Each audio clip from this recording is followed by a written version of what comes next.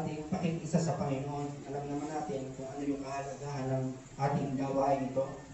Kaya dapat siyasatin ng tao ang kanyang sarili bago siya kumain ng tinapay at uminom sa kupa. Bali, kilalanin natin ang sarili kung karapat-dapat ba tayo na makisa sa Panginoon. Sige po, itaas na po natin ang tinapay. Sapagkat ito ang turo na tinanggap ko mula sa Panginoon at ibinibigay ko naman sa inyo. Noong gabing siya ay pinagkalulo, ang Panginoong Hesus ay dumampot ng tinapay, nagpasalamat at sinabi, ito ang aming katawan na inihahandog para sa inyo. Gawin ninyo ito bilang pag-alaala sa akin.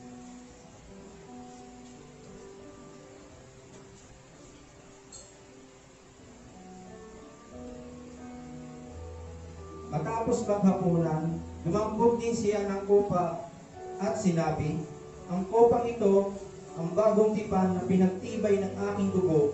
Tuwing iinumin ninyo ito, gawin ninyo bilang pag-alaala sa akin.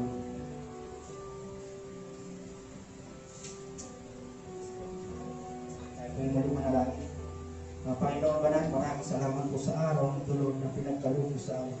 Salamat po sa pagtitibo ng isang na kami pinag-isa sa templo nito. Lubos po kami nagpapasalamat sa walang sawang biyayang ibinibigay po sa atin. Ito po yung aming samang dalangin sa pangalan ni Jesus. Amen.